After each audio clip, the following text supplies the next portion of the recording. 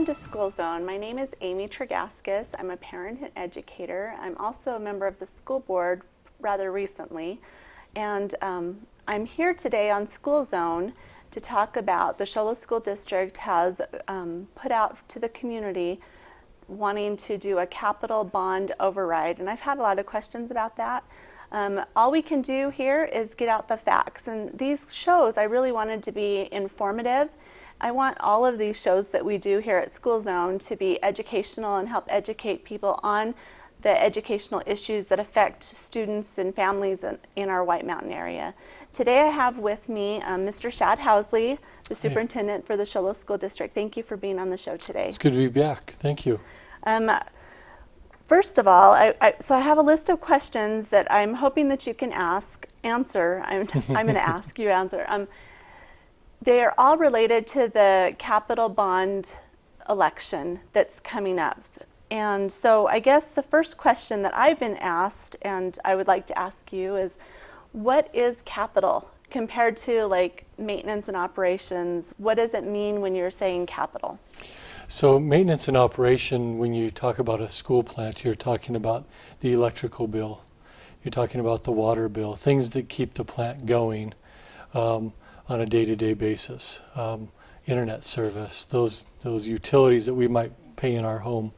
When you talk about capital needs, those are things that have a longer lifespan. So when you think about a capital item, you think of something like a bus that might last, you know, in our case, we've had some that have lasted 15 years. So we've been good to have some of those there. But buses, you talk about other vehicles, any brick and mortar things built, so that's buildings and roof structures, air conditioning units, things that have a longer lifespan are considered What about capital. Technology? Because in my mind, technology turns over really fast. Is technology capital or maintenance? Yeah, so in capital, you also would have things like furniture inside the school. Okay. Also technology, even though technology changes quite often, the lifespan of a laptop or a desktop isn't just a year. Okay. And so it lasts outside of that scope. Okay, super. So I noticed that you created a capital review committee. What was the purpose of that committee and who was on that? Like what type of people did you have on that committee? Great question. When I came on board a year ago, just over a year ago, one of my tasks was to take some time, approximately 100 days is what I spent on the job, and started to do reviews of different systems. One system was our capital infrastructure, our buildings, our transportation technology. We wanted to look at all those systems.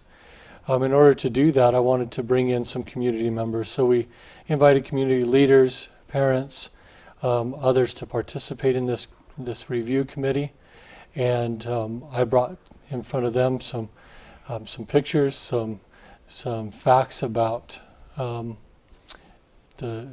transportation. For example, I brought in facts on the age of the buses and pictures on what that is, and the committee essentially reviewed and went through those and asked questions and explored the needs and tried to develop a list of needs that the district had. Based on the things that I was bringing from my review. And they reviewed those suggestions, and then they created a list of what we call priorities for the district. And so that took place throughout the second semester of school, moving into January, February. We continue to do some reviews now and do assessments on our roofing systems. We've been in touch with the school facilities board and other professional contractors that could come in and give us some idea of how those systems are working and whether they're in good standing or not. So that committee is what led to, they came to the school board in June and asked the school board to call for a capital bond. Is it an override? It's just a capital bond. Capital bond election, right? To address some of these needs. So I guess what is a bond? What is it exactly that the school board approved for voters to vote on? What is a bond? So it's important that you ask that question because sometimes it gets confused. Bonds are very simply anything that relates to capital. Okay, so we mentioned it: transportation, buildings, air conditioning, roofing structures, things that involve that technology, and some furnishings can be included in that. Nowhere in a bond can you use that for programs, like if we wanted to add a preschool, or we wanted to add some special program to the high school. We can't use bond money for that. We also can't use bond money for teacher salaries. You can't hire a teacher with Can't bond money. hire a teacher, can't increase salaries. You can't give the superintendent a raise. No. Okay. No, we can't do any of those things. That would be in an M&O override, Okay. because that's where those expenditures come from. And that's not where the district is now. The district school board has called for a bond election just to address those capital needs that have been neglected for a long time. Those capital needs have also been outlined by the committee, right? Yes. Uh-huh. As to what needs to be fixed. Right. So has the school just not been fixing things? How come we have such great need? The bond is asking for $10 million. What all is going to be included in, and why is there that need? You know, it's a great question, because you look at our campuses on the outside and you think, oh, they look pretty good. In fact, the Auditor General said in his report about our district is that in relation to our peer districts, our buildings are maintained better and they look better than our peer districts. The challenge is that, and we also spend less. Right? Mm-hmm. So how does that happen? Well, I think we do a good job of using our resources that we have. And we have excellent maintenance and people. We have great maintenance people, and great custodians who take care of the stuff that we have. The problem we run into is that the state of Arizona has reduced capital funding by just over 85%. How? In fact, we should receive about $1.1 million for capital. We received in this last fiscal year was right around $161,000. So we're supposed to be getting budgeted over $1 million. The amount, because of cuts that we got, was over $100,000. That's it, right? Right. Uh-huh. Okay. That won't buy a bus. No. Okay. Buses cost about $185,000. Okay. And that was a result of something that the legislature did in 2008, and they started cuts with the recession. And I think anyone can probably understand why that needed to happen who lived through 2008. Mm-hmm. But at the same time, those cuts have never been restored. And so then we're left in a situation that we are right now. Okay. Well, what are some of the bond priorities? What are some of the items that are going to be addressed with the bond? Or what is it that voters are being asked to vote on to approve? What items would be fixed? Good question. In the Capital Review Committee came up with a few priorities. Number one is school safety and security. They noted in their report that they shared with the school board that there are some issues with safety in our parking situations, in our drop-off areas, having safe passages from the parking to the school area.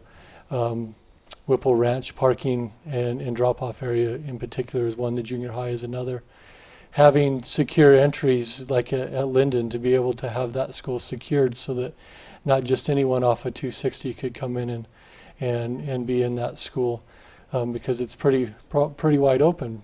Back in earlier days, when these schools were built and others around the state, it was a pretty open concept. Let everyone in and everything's good to go. But that's not the nature of our day today. So safety issues like that, having to be able to address some security needs with cameras and other things like that are some of the essentials. Then you look at facilities and classrooms where we have things like our air conditioning units or lack thereof. Most of our classrooms at the junior high, for example, have swamp coolers.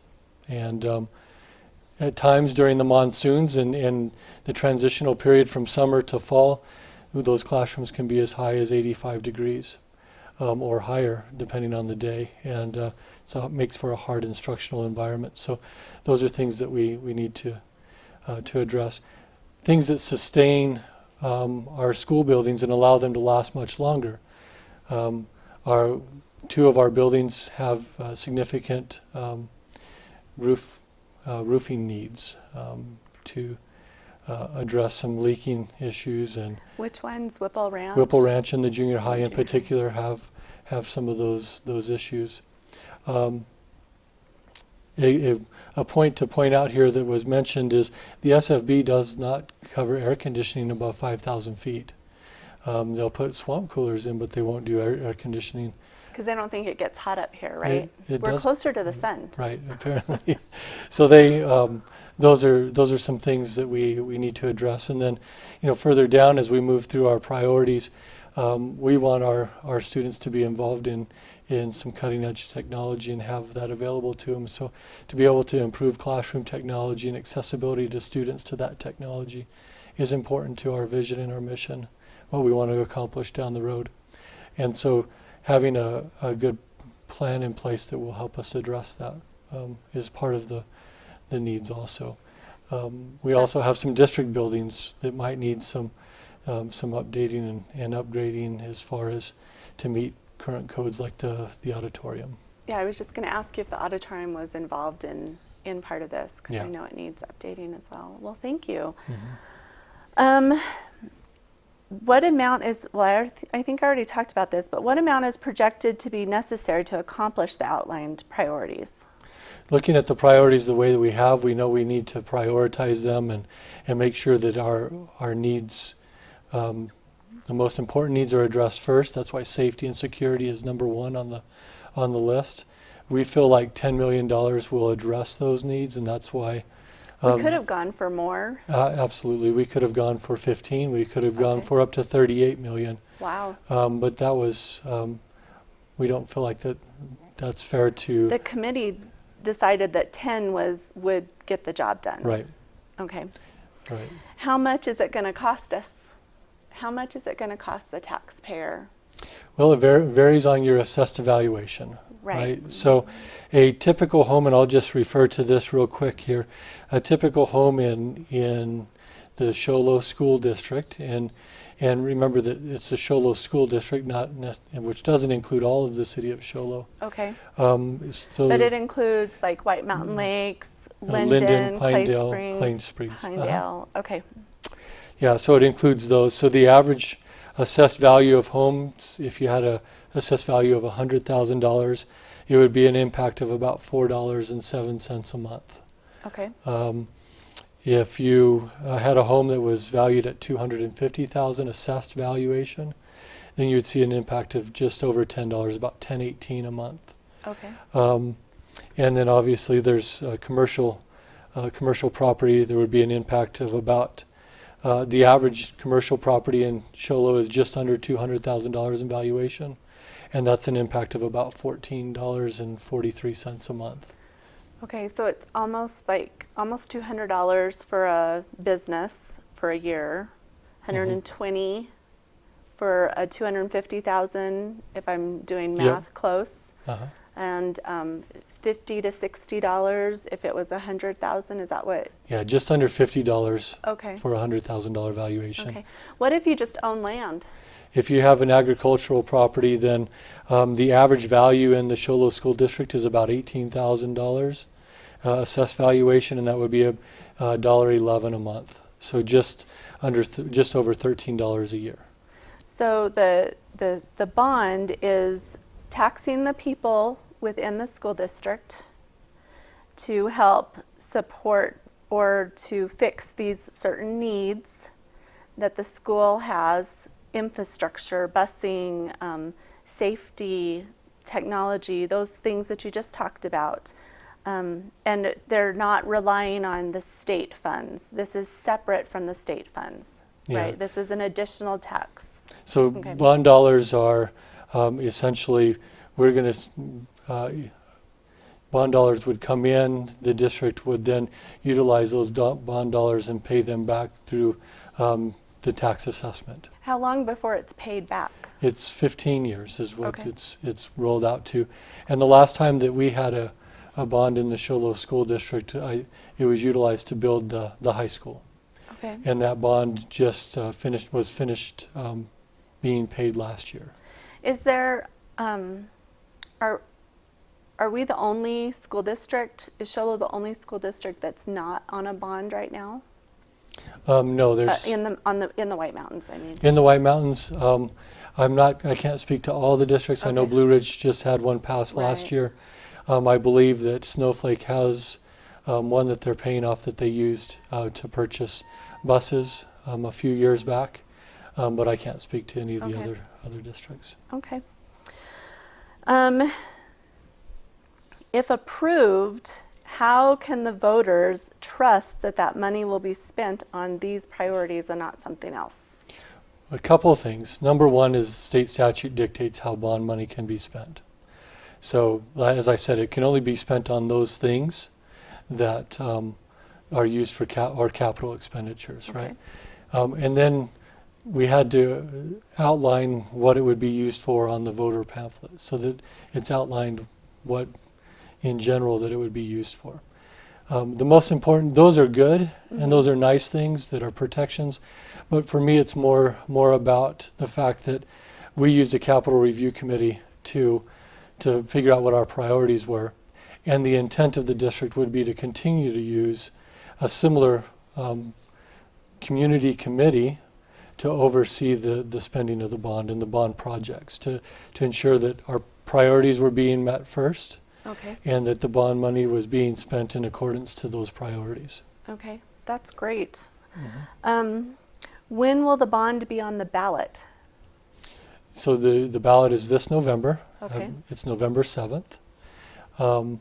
Registered voters in the Show Low School District will begin to receive their ballots October 11th, and they will see them sometime between October 11th and October 26th. Okay. And they're mail ballots?